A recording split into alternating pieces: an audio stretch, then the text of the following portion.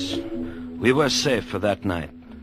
But the next morning, the black swarm was solid around us, and their shock troops were hard at work.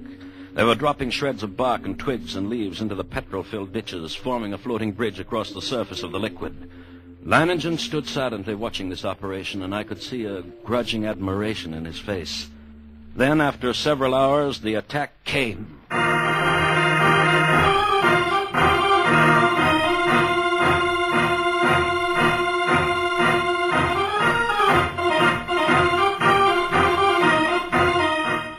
Down the ditch they poured, millions of them, and across the bridge of twigs, rapidly approaching the inner side.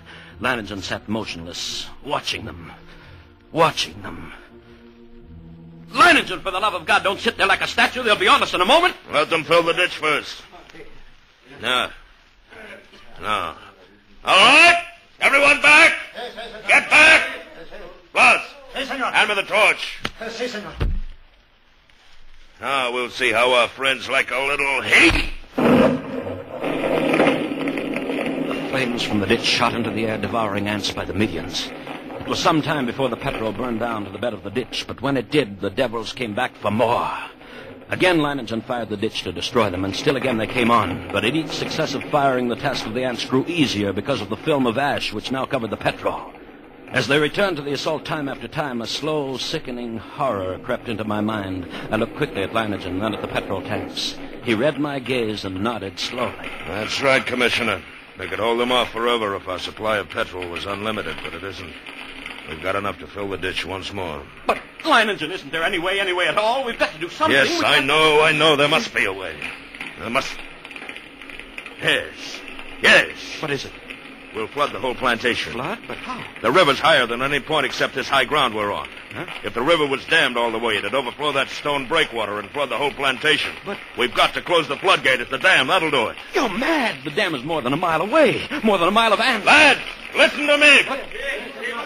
Listen, lads, I'm proud of you. Now there's still a chance. By shutting the floodgates in the dam and flooding the whole plantation from the river. The moment I'm over the ditch, set fire to it. That'll allow time for the flood to wash away the ants. Then all you have to do is wait for me. It's impossible. You can't get to the dam, let alone back. That's where you're wrong, Commissioner. I'll get there and I'll get back. Take care of things while I'm gone, huh?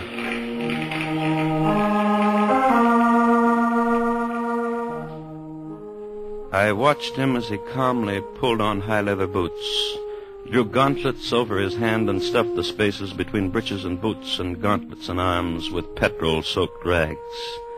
He shielded his eyes with close-fitting mosquito goggles and plugged his nostrils and ears with cotton.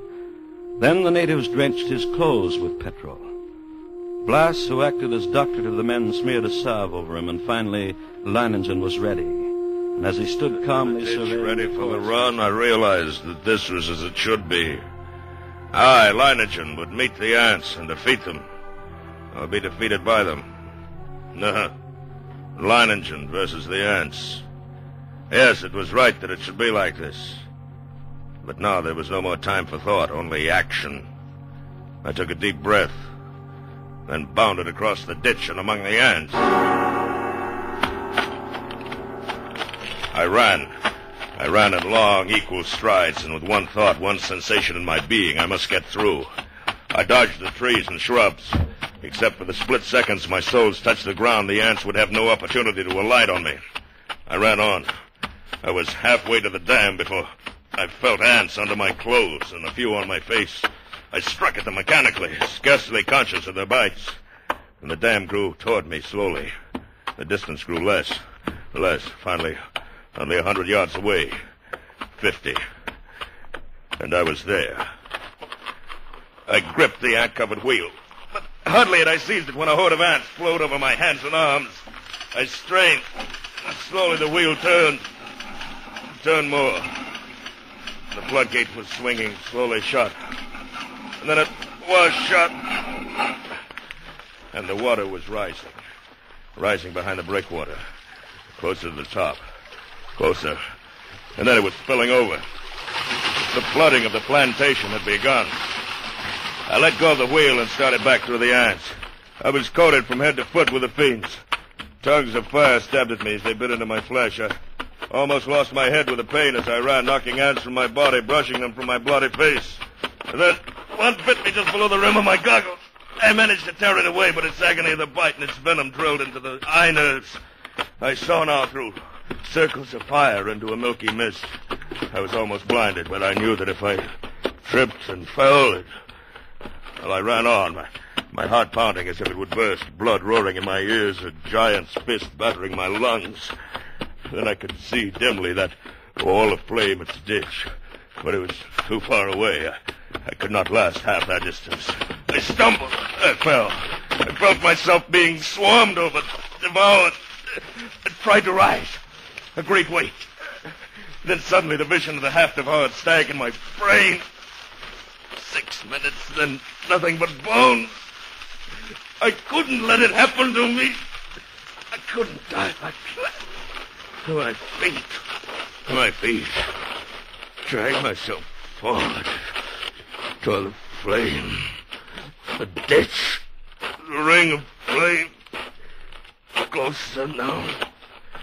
Only a little farther. We had waited for hours, and all at once, through the blazing ring around us, an apparition hurtled and fell full length on the ground. It was Leiningen, alive with ants, unconscious, with glazing eyes and lacerated face. We rushed to him, stripped off his clothes, and tore at the ants that covered him. His body seemed almost one open wound. In one place, I could see a white bone.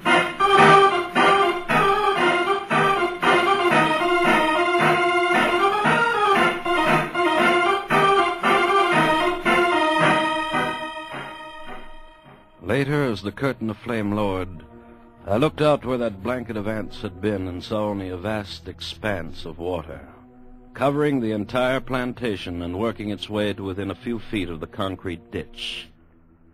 The ants were gone, drowned, and Leiningen had won.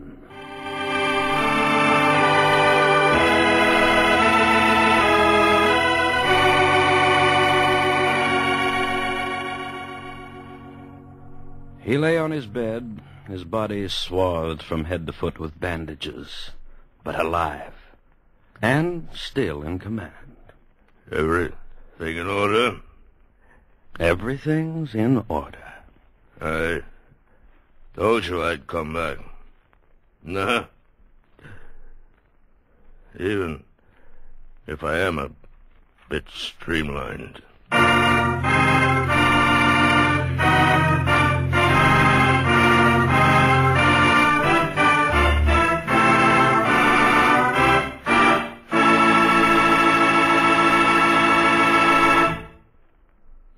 Escape, produced by William N. Robeson and directed by Norman MacDonald, today brought you Leiningen versus the Ants by Carl Stephenson, adapted for radio by Robert Reif with William Conrad as Leiningen and Lou Merrill as the commissioner.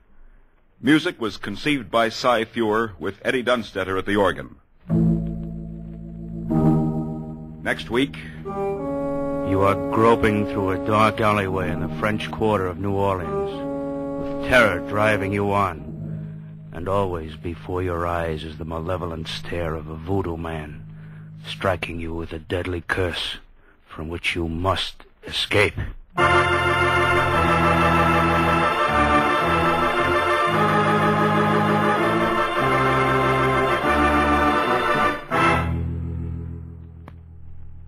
Next week, we escape with William Irish's eerie story of a voodoo-haunted band leader, Papa Benjamin.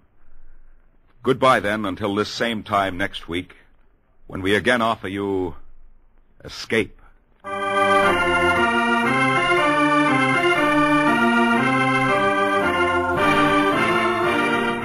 This is CBS, the Columbia Broadcasting System.